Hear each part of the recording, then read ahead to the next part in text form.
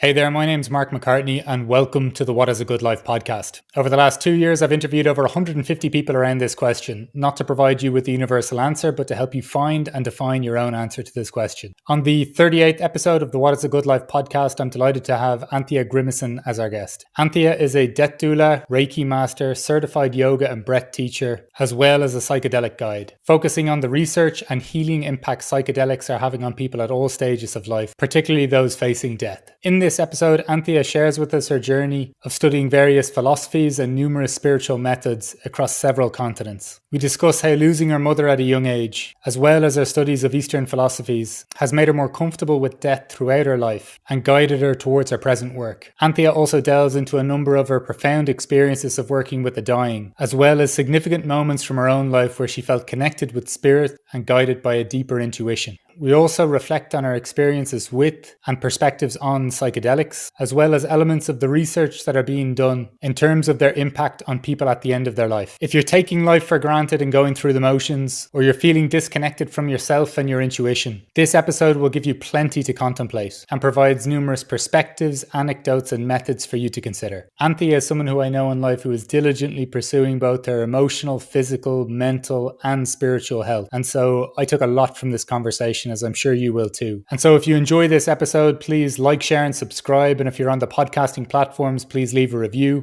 as I'd greatly appreciate your support at this stage of my podcasting journey. So without further ado, the 38th episode of the What is a Good Life podcast. Anthea, thank you so much for joining me today on the What is a Good Life podcast. As I mentioned to you in some of our texts beforehand, if I was to predict 15 years ago that I'd be having you on a podcast to be talking about the things we may be talking about today, I'd have wondered where it has all gone wrong. But right. Conversely, it feels like things are going very right. So I'm very grateful to have you here today. I agree, Mark, and I'm excited for our conversation. Wonderful. Well, Anthea, as I have the habit of starting these things off with, it is with the question of, is there a question that you're trying to answer as you move through life? Yeah, I mean, like you, I'm very curious, so I ask a lot of questions, and I've probably pondered the big questions a lot throughout my life, but there is a question that I'm asking a lot recently of myself.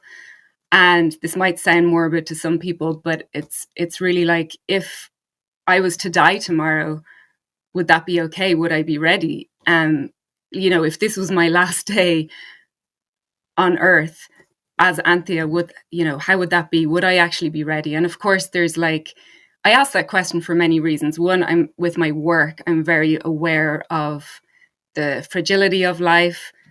I've contemplated impermanence for a long time through yogic studies, Buddhist studies, practices, and had some early losses in life. And so that presence has always been there, that we don't know how long we have, but then it also helps kind of center me around what's actually important. What am I doing and what's actually important in this moment? So there's loads of questions that come below that, like, am I ready to let go? Have I fully embraced impermanence? Can I be grateful for the life that I've already lived and not have regrets, And have I learned what I'm here to learn and grown in some way? And so that's a question that I seem to be asking myself a lot. And the honest answer would be yes and no. Can you tell me, I love this to start off with, there's so much you've given me here already, but the sense then of what has you saying yes to that question and what has you saying no to that question? Am I ready to die tomorrow? Yeah, I mean, the yes is around like, how could I not accept that if that was what my timeline was, in terms of looking at the life that I've had already, the opportunities, all the amazing people in my life all around the world, the different careers I've had, the countries I've lived in. I mean, I've lived so many lives in one life already. So how could I not be okay with that? So that's on the one hand. And then and also understanding that death is really normal and can happen at any age. I'm very aware of that. I work with clients in their 30s, 40s, 50s, 60s, all ages. So my own mother died at 37. So that would be the yes. And then the no would be, I don't feel ready. Like, I don't want to go. I don't want to die. And I feel like it, goodbyes would be hard. And I feel like I would love another 45 years, but that's not in my control. So yeah, I mean, I feel like I've a lot more to give, actually. I feel like I've been gifted an amazing life, and, not without its pain and suffering, but I've had opportunities to really look at my own healing and gone through a lot of change in the last 10, 15 years. And I want to be more in service going forward.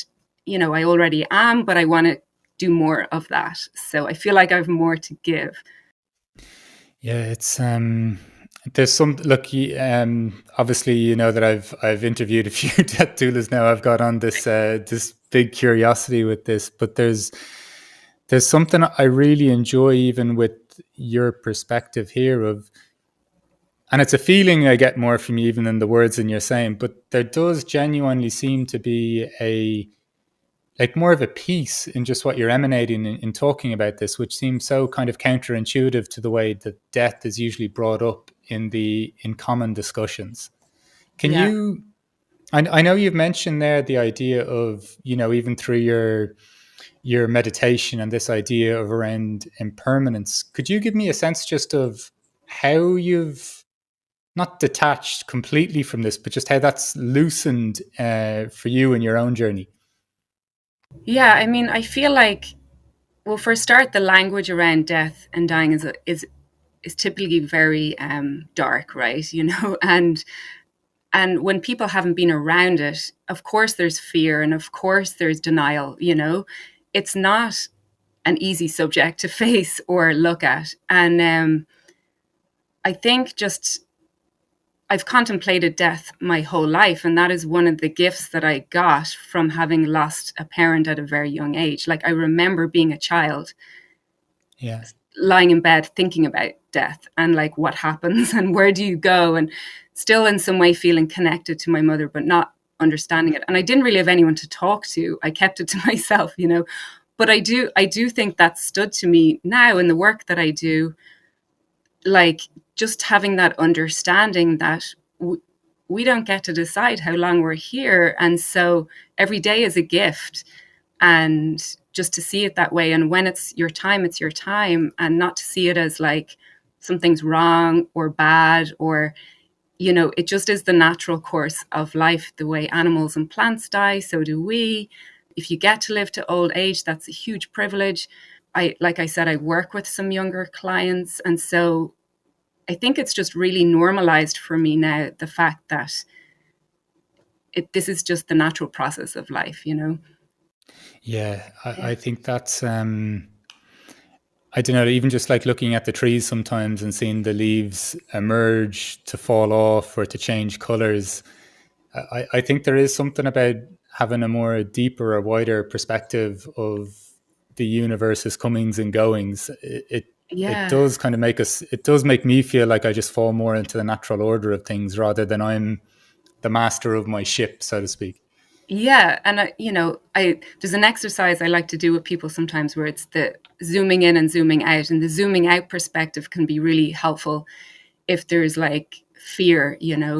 It's like zooming out to the whole world and the fact that we're all just passing through, all of us. And so I'll often say to clients, like, well, I'm heading the same direction as you. I'm right behind you. Your loved ones are right behind you. You're just leading the way, as they're on their Yeah, deathbeds, if there's a little bit of fear. Or so if you zoom out to that, what connects us as humans, in that we're all actually on that same path, it just helps to normalize it, and that we're also interconnected in that way. And then the zooming in is like important to also recognize the individual. So helping them kind of see, well, what's meaningful for them, what's important to them in that moment, what's coming up for them. And I'm always so curious when people are right at the, about to cross over, like what's their experience and what's important in that moment. Back to that question that I asked, like, what would be important if today was my last day? yeah. So Well, yeah. this is it seems like such a I don't know, it seems like such a privilege or something to be in that position, to be asking these questions, and even just that sentiments when you're saying there of I'm right behind you, or I'm, you're leading the way. I don't know, it kind of gets me a little, it seems like a very connecting kind of sentiment. Yeah, I think just for people who are like, have a terminal disease, they can feel isolated around like, oh, I didn't fight this, I'm giving up, and because again, the language around cancer and disease is also pretty harsh and like fighting battle, or, and Yeah, it's so far removed from the fact that like disease and death are just normal parts of life, as are, health and wellness too. Ideally we try and be as healthy as possible, but at some point the body will be done. The body will, start to decay. And what I find fascinating is, it's like there, for me, when I'm working with someone who's at the end of life, you see their world get smaller, their bodies get smaller, their energy get smaller, in terms of they're more inner, they're less expressive, communicating less. And however, there's a real sense of expansion on an energetic level, on a spirit level. Like when I do Reiki with people who are right at the end, like typically I only need to do 5-10 minutes, a really short session. There's so much energy happening. There's so much going on. I can really feel it. Sometimes my hands are almost burning. And I get this sense of expansion, and they're about to, it's like their small body vessel, earth vessel, is too small to contain this now. And I find that a helpful perspective as well, that it's not all, death and decay and sadness. There's also expansion and beauty and, spirit. And people who've had near death experiences talk about this all the time, that it was beautiful what they saw. well, this sentiment or this idea of performing Reiki, and I'd also just wouldn't mind you just kind of explaining that the concept of Reiki as well, maybe to people that are Sure. listening. But this idea of feeling their energy, and it's this almost like it feels like a very palpable, expansive source where we may see a body that may looks like it's, as you say, it's getting smaller, or their activity is getting smaller, but you're saying that you're feeling this rather like palpable or almost tangible force within them. Right. Yeah. I mean, I had a client who I was actually hired to go from by her friends to give her Reiki treatments. She was not willing to accept that she was very clearly dying, and she had an 11-year-old son. So, I understood that. I was like, the most important thing for her might be to fight for her life, and just and so they didn't even tell her that I was a death doula. I was just there to help with her anxiety and give Reiki treatments. And I remember putting my hands on her, and that's what I really felt, And she would ask me, "What do you feel? What do you feel?" And I didn't really tell her at the beginning until we'd established a relationship over a good few visits. And yeah, I remember just, well, first of all, I was asking her about, has anyone close to you in your life died? And she said her mother and her brother had, and that she felt very connected to them, and especially her mother. And I was like, well, because she was really struggling with this question, is it my time? I don't know. And it very clearly was, like, from a clinical perspective from her, Right, right. there was no treatment that was going to save her, but she couldn't get her head around it. And so I was like, well, have you thought about asking your mom? And so that night, apparently she was like in her sleep, reaching out, talking to her mom. And then the next time I saw her, she was like, I think I have work to do on the other side. And that's when I kind of like, it opened up the discussion around what I actually felt. And because I was hesitant to say, I feel like your spirit is about to burst out of your body with a stranger, right? You have to be very careful. But that totally, once she had got it, that I think I'm transitioning. And then I kind of also said, this is what I feel when I do Reiki on you, which for people who don't know, Reiki is energy healing, so I'm simply a channel. It's light touch, hands-on healing where, you're channeling life force into someone with people at end of life. It's always very powerful. I feel like they're so open, and so that was comforting to her too, because she was like, oh yeah, this body that's in pain and struggling, I'm going to be free of that soon. Anthea, like, would you hear, like, when you even think about that, like the idea that you feel like their soul is, or their soul or spirit is almost trying to burst out of their body, like, when were you kind of comfortable with the, like, with that? Like, I'm almost even thinking, I've been best friends with your younger brother. We come from a very typical suburban kind of background, if you know what I mean. And Yeah, I know you were talking about, obviously, the loss of your mother at an early age, and so obviously, your inner world was attuned to something different than maybe a standard experience. But, yeah, like, did you? Because what you're saying resonates a lot with me at this point in my life, and I'm fascinated by the work. And when you first told me a few years ago that this is what you got into, even though we hadn't had a proper sit down, I was like, "Oh, geez, Auntie, I really want to hear about this." yeah. But did it take? Were you always quite kind of sympathetic to this notion that our soul or spirit goes somewhere, or have you built up a belief system, a model or something that allows you kind of to go, yeah, this is what's happening here?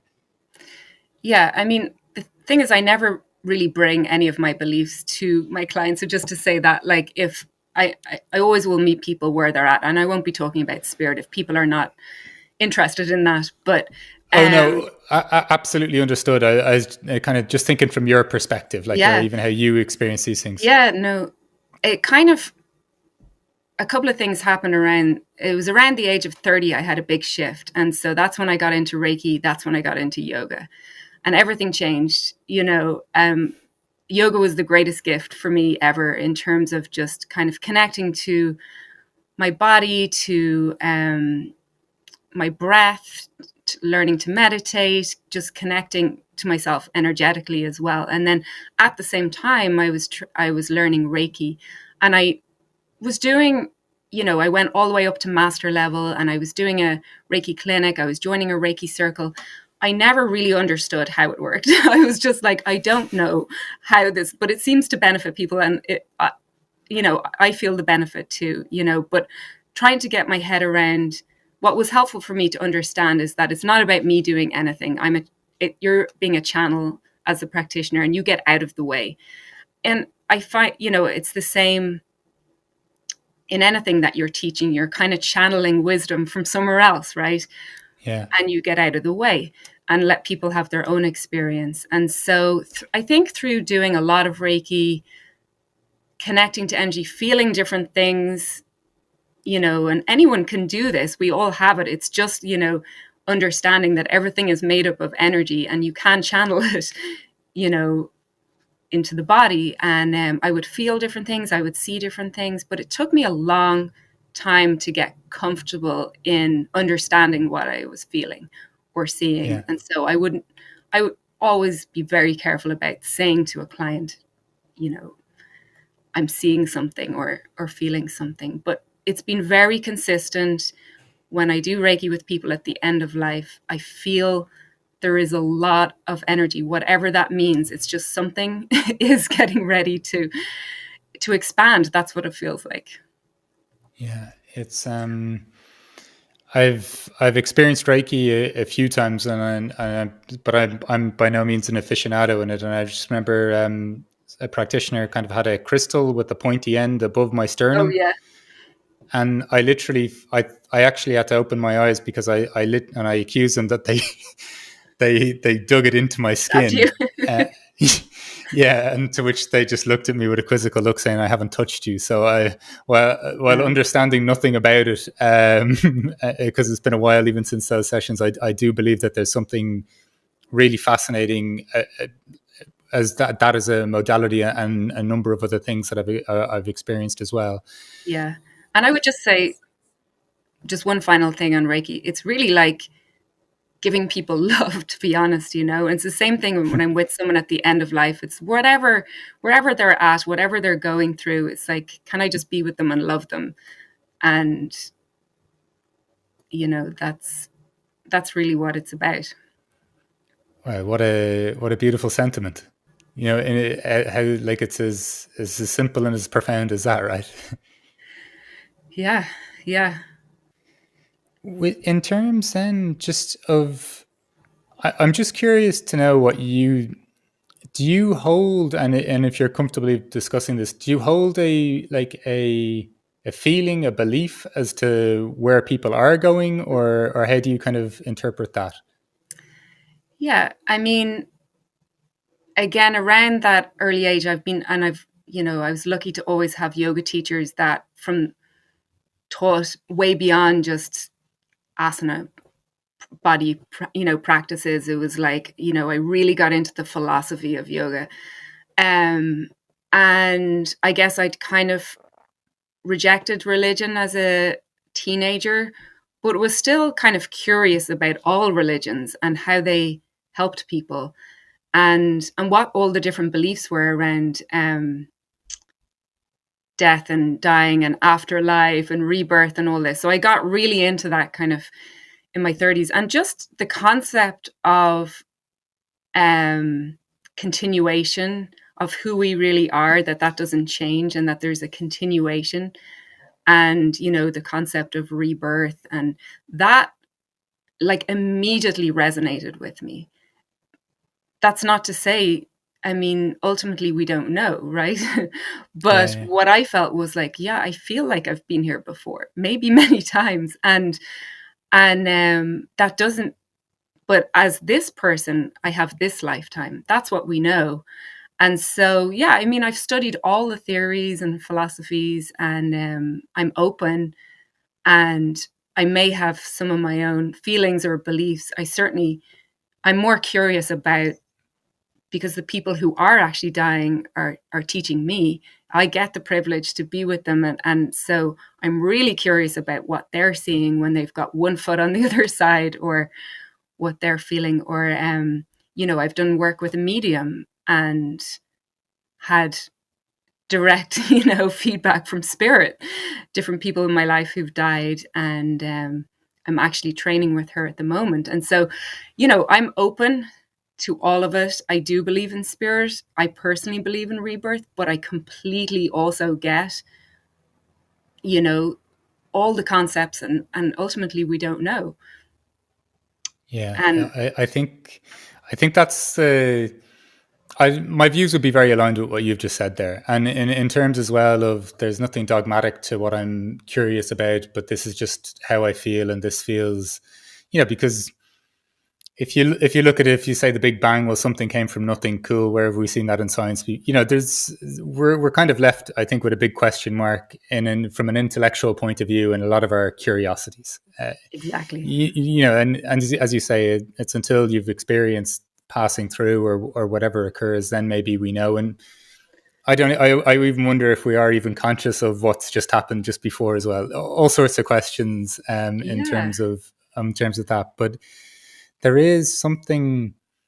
I don't know. There is something to me, like when you mentioned earlier that you came here to learn what you were supposed to learn. I think you kind of opened up with when I was asking you around the question of, is there a question you're trying to answer as you move through your life?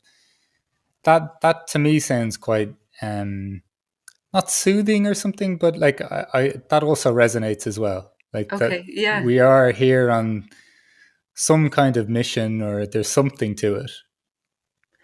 Yeah. I had one teacher describe it as, the universe is like university. We're here to learn and grow. We all have our own specific things that we need to work on and look at, and heal from, and maybe and contribute to the world. And that may be unique for all of us. And it's a choice whether we decide to do that. And to enjoy life too, and understand that it is a bit of, it's kind of a miracle and a gift that we're here, and not for it to get all so serious all the time, to not forget to enjoy that too. But I'm always, I don't think I'll ever stop learning, studying, always want to be a better version of myself, uh, and I think you're like that too. Yeah, in terms then of, you were mentioning, okay, so first you like yoga and Reiki are some of the modalities, and then you've just through continue, like was it almost like just like a natural evolution from that, and then as you were mentioning, even your earlier experiences with death, that you orientated in this direction, or how is that kind of even evolved for you in a practical sense?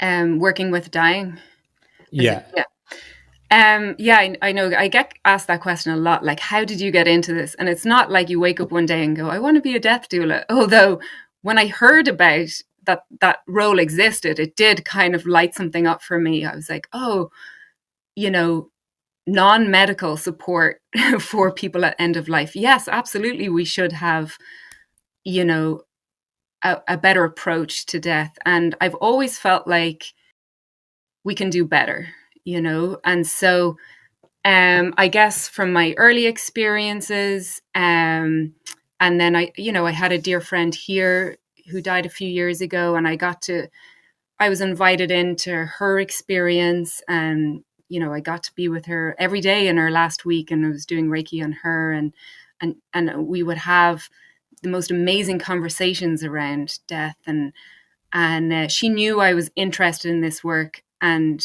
really was the one to encourage me. Like, I think pretty soon after she died, I did my initial death doula training, and yeah, so it's been an exploration over years. And then, pandemic hit. I needed to, find new work, and I was like, well, this is my opportunity to just to go for this and do this and see what happens, and so continued to do more education, set up my doula practice, was volunteering for hospice, started seeing clients, and it's just gone from there, so, but it's been over, I would say, a lifetime of contemplating it, like I said, yeah. and maybe in earlier years shutting it away and being a little bit afraid of death. I certainly, none of us had tools growing up to even talk or, work with grief. And so it was definitely much, later, I guess, through different experiences, with family or friends, and through studying yoga philosophy, different philosophies. I also had a pretty impactful experience when I was leaving Ireland and leaving my corporate job behind, because I had a whole corporate career before this, and I was Right. about to head off to Asia to study and teach yoga, and on a whim, I just decided to go up to where both my mother and my nanny, my grandmother, were cremated up in Belfast, and there's a tree to remember them. And it was absolutely lashing rain, miserable, like Sunday afternoon, and a friend had come up with me, and there was no one around but this one guy who was working there. And for a start, he showed us, he showed me the big book where all the names and dates are for everyone who had, was buried there. And when I looked at my mother's death date, it just struck me so hard that, you know, if I was her, or if she was me at that age, she would have had a year and a half left to live.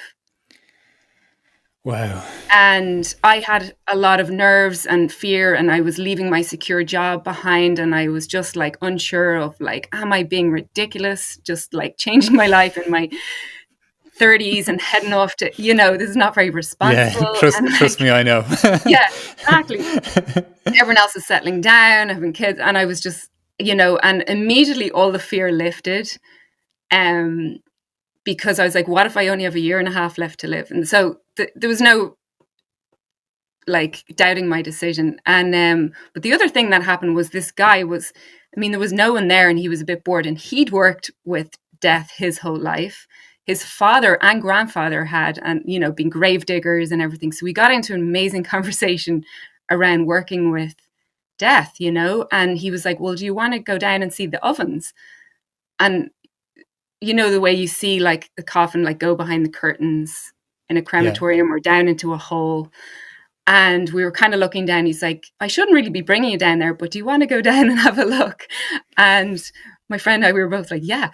And so, and thinking about this is where my mother's body and grandmother's body went, and saw the ovens. They were still warm from some coffins that had been put in. And then he showed us every step of the process, from like the bucket of bones that come out of the oven.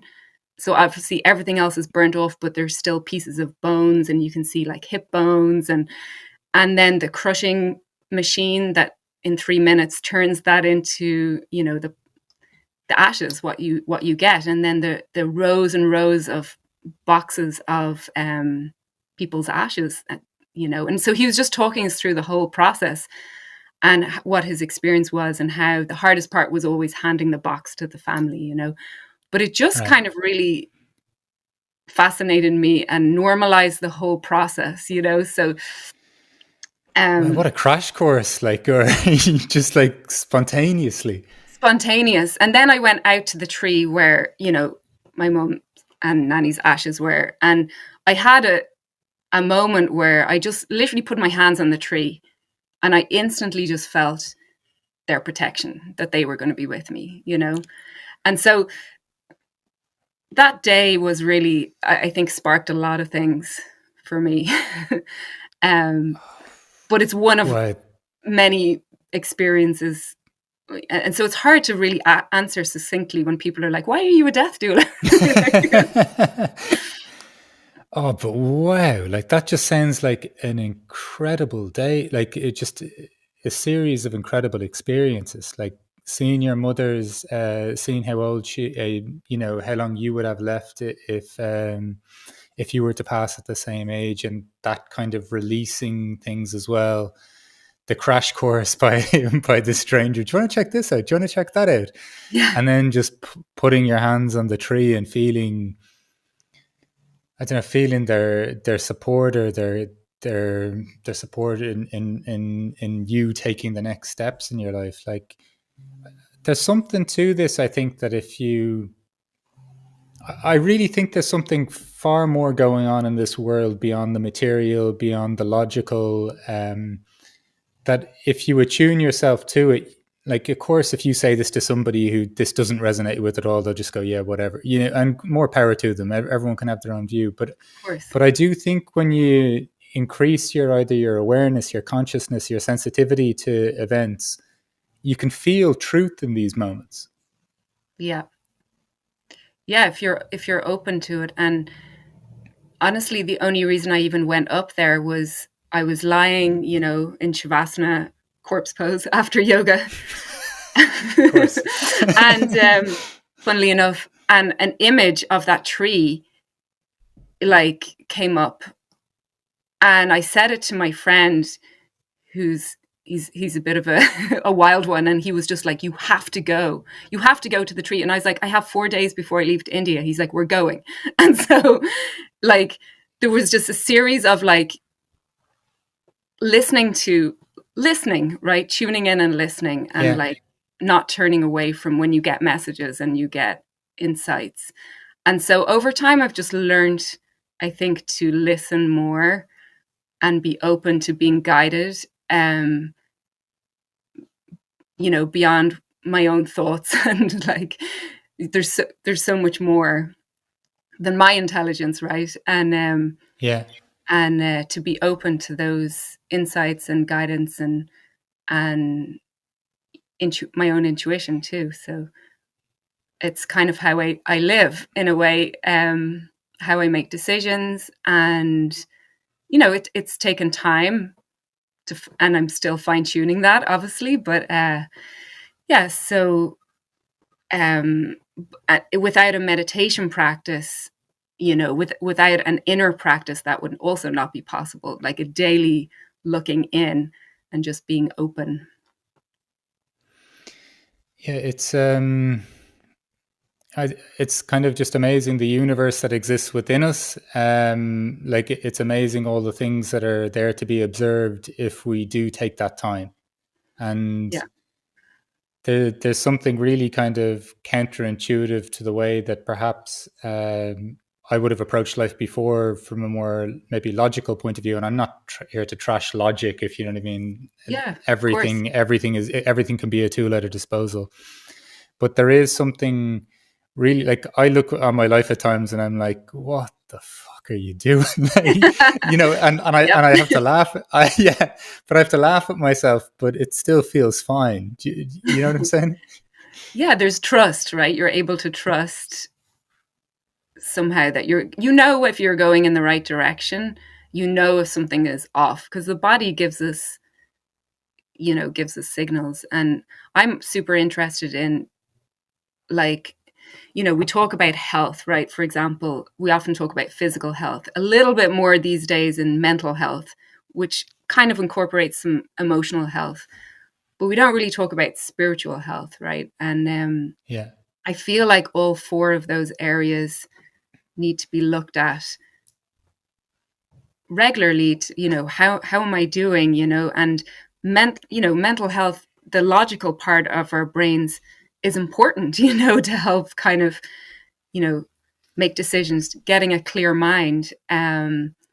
And obviously healthy body is helpful for, feeling well and but I feel like being able to tune into your body as well and listen to what it's telling you. Emotions, like regulation of emotions, emotional intelligence. What are your emotions telling you? That's not something we were taught, right? But it's yeah, and then in terms of spiritual health, for me, that's not saying like, oh, you have to believe something, but it's like what's what's giving you meaning, right? And so I think when you know you're in the right direction, it's because you're following your own personal, like, what's giving your life meaning, and you're in balance in those areas. yeah. It's have you got pretty comfortable at this stage in terms of just following this feeling, this intuition? Like, do you like? I think the longer I go, you know, my journey probably started around 8 years ago or so, as I maybe mentioned to you before, with starting meditation and reading into different areas of life. Um, but it's really interesting just the to still make those steps because we kind of have to walk through a wall of conditioning. You have to walk through a wall of maybe even holding less attachment to what other people think of me, or That caring is what other big. people think. And I think, and then even just connecting with some ideas that are, you know, that like would have just seemed crazy to me before. Like, do you get me? Like, and not only just like, but really feeling them. Yeah. You know what I mean? Like, so not just I've read something in a book, because I think there's a lot of people that are on let's say a spiritual path of inquiry that read something in a book and then regurgitate it, but you don't feel when I'm around them that maybe it's much more than an intellectual concept. But to actually feel this stuff as well, I think it's a whole huge process. Like, there's so many kind of layers to it. Yeah, and your point about taking the time, right, which is really what an inner practice gives you. It's like if you know taking the time to be with yourself and check in on yourself, and then so there are many tools and many ways to do this, to fine tune, to train the mind to tune into your emotions, to your body, um, develop a spiritual practice. There's so many ways and tools, yoga being one, so many different types of meditation, but something, um, to be able to look inside and listen to yourself, and what's coming up. And then sometimes it's more external tools, like working with a therapist to look at like what needs to be addressed from the past, or healed, or working with a coach, a teacher. You know um, I read something recently which I thought was brilliant around like healing trauma. I'm doing this course about understanding trauma for birth and death doulas. And in the book, it was saying that rhythm is so important for healing, because all of life is rhythm, from your mother's heartbeat that you hear in the womb, right? And that's why we're so drawn to music and dance and walking and swimming and yoga, whatever it is. It's like that we need movement and we need rhythm. And I just love that, because I love to dance, and music's always been a big part of my life. But that, Indigenous cultures knew this. They knew that you've got to move and dance, and the community aspect as well, right? So I'm just I'm learning, so much at the moment around trauma as well, and it's become a big word recently, and I think it's great that we're turning towards some of these healing paths, and psychedelics as well is getting a resurgence, and there's so many tools, but they're all, there's no one thing no one magic bullet, no one pill you can take or practice you can do. It's all really about looking at yourself, and then being open to spirit, or being guided, or the universe that we just don't understand most of. Yeah.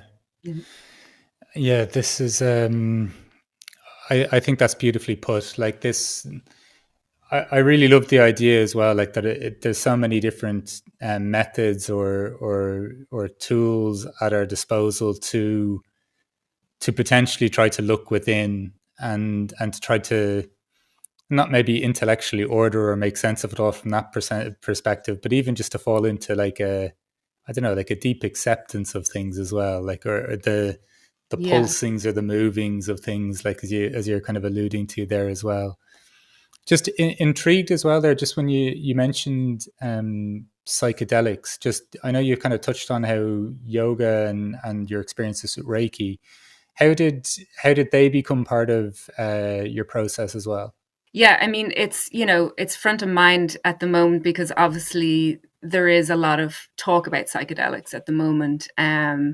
Just yesterday, a bill was passed to start the legalization process of certain psychedelics, plant-based psychedelics in California. In certain countries, it's legal, and Indigenous cultures have used plant medicine for like thousands of years, as for ceremonial healings, as part of rituals, rites of passage. I'm super interested in, and from a personal perspective, I'm looking at all the research that's also emerged in the last few years around supporting people at end of life with anxiety, psilocybin, and then so out of that interest and out of starting to work with end of life, I did actually train to be a psychedelic guide, and I'm both super interested in the healing power of these medicines that have been known by Indigenous cultures for many, many years, and all the research that's coming out to kind of support that now, and the movement here in the US anyway, to allow this as therapy and as a therapeutic tool that can be used. So yeah, it's a big topic at the moment, and it's happening right now. Yeah, it's super it's super fascinating to me too. Like I had an experience before where I actually consulted my clinical psychologist before I embarked upon a ceremony with ayahuasca a number of years ago. And like you're kind of saying there, I don't think there's not a silver bullet to sort out everything, but I do think that there's really fascinating things in what some of these tools can do in kind of maybe. I'm just saying this from a personal experience now. I wouldn't be as well read, I'm sure, in the research of you. Like I've seen things by Tim Ferriss and talking about the Johns Hopkins Hospital and the funding and they're doing on some of these trials. I know what Ram Dass and Tim Leary did with Harvard University almost back in the 60s, and I've heard of the stories from those situations as well. but I think anything that can just get us to occupy almost a a different perspective or a different seat Exactly. in observing ourselves. I think I'm really intrigued to see what developments come from this in terms of, because I've often thought in my experiences either with ayahuasca or psilocybin, um, I've often been really curious as to what it could do to somebody who is going through Mm. potentially end of life. This is a thought that I've had a few years ago, Yeah.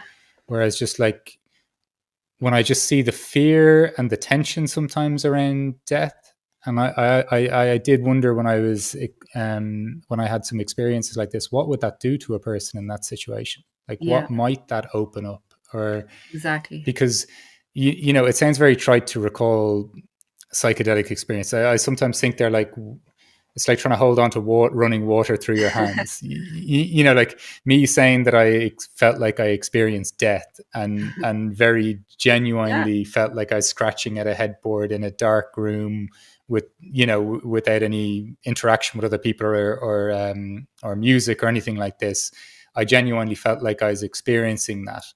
Wow. So I was just really, I don't know, I'd be really intrigued, even from the people you're training with, or experiences Yeah. you've had the experience of seeing, like what kind of shifts have you seen come about with people? Yeah. Well, and a lot of the research is on people who have like terminal cancer and are facing and have anxiety around end of life. And the results are amazing. It just, even one dose of psilocybin can help, people just, like have a significant reduction in fear of dying and just feel more kind of interconnectedness, access to, like, a lot of people have very mystical experiences, and just access to love, I guess, so it can be really opening. I did have one doula client actually last year who actually knew Timothy Leary Oh and wow. um, was very experienced with psychedelics, and amazing man to work with. And I had the privilege of being with him in his final week, and I think I did Reiki on him the day, which ended up being the day before he died, and talk about what I feel like. That I genuinely felt like I was flying through the cosmos with him. Like, it was Wow. like, and I was just on his head, and it was only very short, but it was just, I somehow connected to what I imagined was his experience. And this particular client, and this is not common, he did not want any morphine, any painkillers, anything he was very curious about his death experience. He wanted to feel it all. Sometimes that was pain, sometimes that was discomfort, sometimes that was awe and wow, And and so what it looks like from our perspective with like coughing and moaning and all this, but then when I did this Reiki session on him, and it was just like, I felt like he's about to take his final journey, and it's really pretty magical. And and that was reassuring. He fell fast asleep then, and his daughter arrived, and that was reassuring to her, because it doesn't always look pretty. Like I said, the changes the body Yeah. goes through, the noises, the like breathing changes, and but I just very strongly felt like he's okay. And in fact, I think he's having this amazing experience right now. And I went to say goodbye to him. He'd just woken up. I went to say goodbye to him, and he just opened his eyes and he went, "Wow!" and then closed his eyes, and I was like, what are you experiencing? Like, I was just, but that was the last word I heard from him. And he died early the next morning, holding, his daughter's hands, who had her baby in her hands, and was just looking in their eyes. And he, like, he taught me, because I was like, this was someone who was experienced in psychedelics. And I really think that helped prepare him for this final journey. He knew, he was in the field with Ram Dass and Timothy Leary, and I really think it helped prepare him, and he had no fear, only curiosity, and it was wow. So, can psychedelics be part of helping people prepare for death? Yes, I think so, and like we spoke about, it's not the be all and end all, and they're not suitable for Yeah. everyone, and they're not accessible to everyone.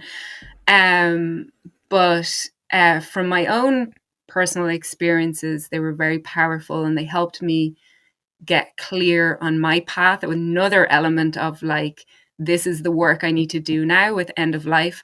That came through psychedelic journeys. Yeah. Connection to spirit on a deeper level also came through that.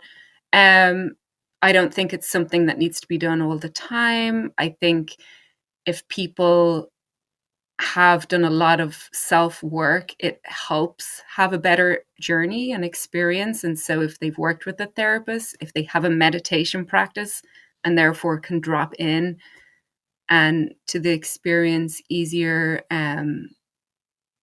I think that's a benefit too. Sometimes there's struggle because there's resistance. Um, so, yeah, I mean, I do believe they're powerful medicines when treated with respect, and when the process is managed well, and there's the right support, there's the right preparation, there's the right integration. And that's not to discount recreational experiences. There's plenty of people who've like had amazing recreational experiences with mushrooms or whatever, and there's other people who had terrifying experiences. So I just feel like in the therapeutic setting, it's better to have it very structured. And how I was trained to be with people, and I've had the privilege of helping people prepare for a psychedelic journey, and really looking at their stuff and where they're at in life, and where they're feeling out of balance in all those areas: the physical, emotional, mental, spiritual. What are their intentions for doing a journey? Like, why would they want to you know do something like this? And because it is self work, and then integration being maybe more important, like how to really like bring that expansive experience down to the real and daily and practical, and integrate it and make changes, like do something with it.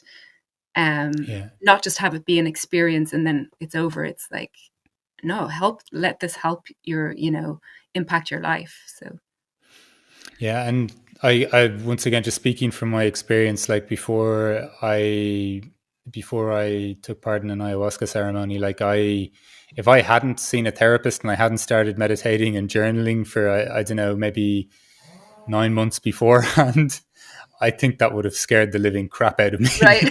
You Yeah. know what I mean? So I think and even from my own experience, I think sometimes with psilocybin, I'm even looking for difficult, like I'm pretty sure what I've experienced would could be something that if somebody did something recreationally or without intention, that they would call it like a bad trip or something like yeah. that. But I think the more that someone looks at themselves, it doesn't even have to be seen. It can be quite intense and it can be quite painful. In some of the almost the quests that I feel that I go through. And to your point as well, I don't know. I think they're a really interesting tool. Like in terms of Yeah. they don't have me wanting to go back very quickly. Yeah. Yeah. Do you know what I mean? Like I mean, there's like you said, there's so much potentially. There's so much richness or areas for investigation or curiosity that come up. Like it's not something that I personally go back to very frequently, because there's so much to integrate. I always love to say, yeah. because I lived when I was in Peru for a year, I lived in a community where it was being done a bit haphazardly, I would say, Okay. and that kind of put me off even partaking in the area that I was in. But I was kind of saying to people, like, thinking like just judging it on the night itself. I love the way you're talking about there, like getting people to do self work, look at the areas you're uncomfortable in. Then the bigger part of the process is even the integration afterwards. I almost think of psychedelics as like basing like a marriage off a wedding night. Do you know what I mean? Like Yeah. Yeah. it's okay, it can be a beautiful thing in itself, but it's not necessarily gonna be all that instructive of what will happen after. The harder work shows up thereafter. Yeah, it's kind of where the rubber meets the road. It's like, okay, well, now it's like, what are we going to do with it? And so that working with people, I really love that kind of integration, and for myself and working with others. And like you, I'm a coach, not a therapist, but so Yeah, I love the like looking ahead and making changes and transformation and like but sometimes you do have to look back and heal past traumas, and and so if someone has a therapist that they're working with or has done therapy, that's a huge green flag, or they yeah, have tools, and so not relying on just the medicine, respecting it for what it can do, but also it ultimately the responsibility lies back with us to yeah. to kind of Unfortunately, so Anthea. yeah. So it's exciting um, anyway to see where it's going to go, and it's not something I really ever predicted I would have got involved in, because I was pretty closed actually to anything, you know, drugs, whatever, having lived quite yeah, yeah, cleanly for quite a while, and was like, no, that was all in my youth and I'm done with any of that. But it's night and day when it's done in this way, as medicine. And so my mind has been opened around it. And so, yeah. absolutely. I must say, it sounded like such a privilege to work with this guy that had such an experience with psychedelics. Like that, that almost sounds like it almost sounds like a dream death. If you, if that doesn't sound too kind of much of an oxymoron, just the approaching that part of life with such curiosity, like that, Yeah. that would almost seem like that would be the fulfillment of a life, like a life well lived, or a curious life. I mean, he was really a teacher because, like I said, it's not common. Most people, understandably, are like, give me the pain meds, um, Yeah, like I don't want to suffer at the end of my life. And and I think it was harder for people around him to see when he was groaning, and but he just did not want anything to interfere with that experience. He wanted to go in and really experience death like in a clean, pure way. And I was like, wow, that's amazing. I mean, I would consider that ideal, but it was just really interesting to see how it was hard, for others yeah, to witness that. But I guess I had the privilege of maybe touching a little bit on connecting in with his experience, which I really, really, truly believed was very beautiful and expansive. And yeah. so, It sounds like that was a real treasure, or something like that was like to get to experience that, to see somebody else go through that. Like, I think it's going back to, even, I don't know if you've seen this documentary with Ram Dass. I think it could have been Fierce Grace, where he talked about when he was stroked, and how yeah, he didn't have one spiritual thought in his mind. He just experienced fear, and he just kind of yeah, said, okay, that was his cue to go, okay, not ready yet. yeah, Um, so to even hear of, and knowing his background and all the meditation and the teaching and the psychedelics and the fasting and the psychoanalysis and everything he went through, to still have that in that moment, well, it's it pretty seems human. like, yeah, absolutely. So it just seems like that it was, yeah, what a privilege to be able to see something like that.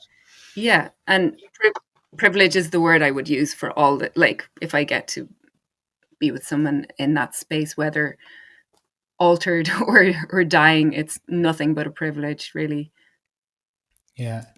Anthea, just in terms of the everything you've shared here, like kind of your journey from going from, you know, working in a corporate job, to then, taking off to India and Thailand and different places, for yoga becoming a big part of your life, um, for Reiki, for focusing on the breath, awareness, consciousness, um, you know, being informed by kind of big moments in life, whether it was even being touched, having an experience of death as at a young age, and thinking about death, and then this amazing experience you're alluding to before heading off to India of, going up to your mother and your grandmother's gravesite, and being introduced to almost the process of death, but then connecting with your mother and that feeling and your granny of being held and being supported, and almost feeling like you're experiencing signs, to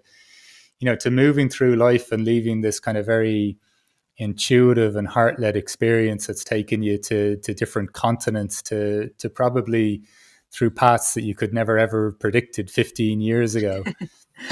In terms then even of just your explorations now, in terms of working with the dying, even just opening your eyes, being open to even the experience that some people have, or the spaciousness that even the psychedelic experience could afford people, and like this gentleman as well.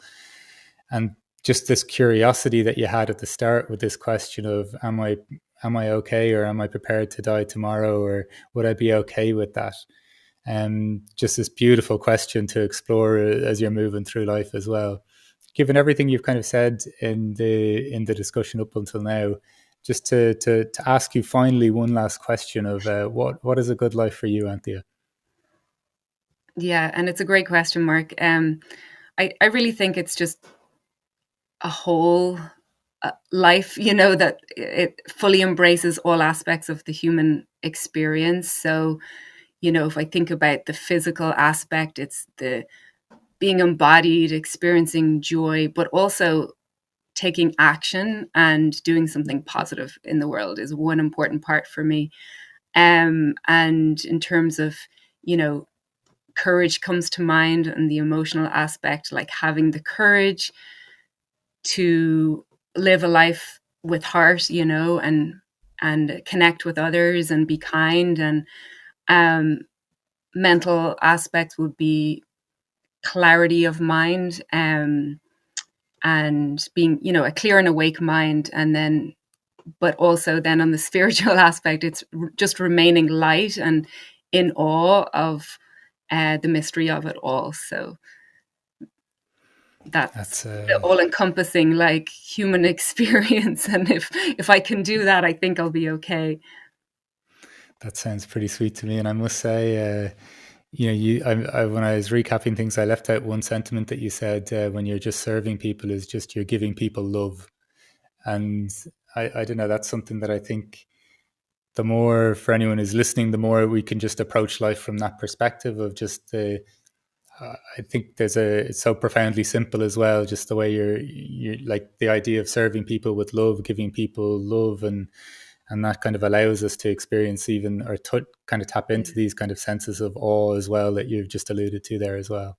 Yeah, the awe and the sense of, like, you know, who we really are beneath all of it, like peeling away the layers, which I really feel is love. I mean, what's beneath it all, or above it all, around it all?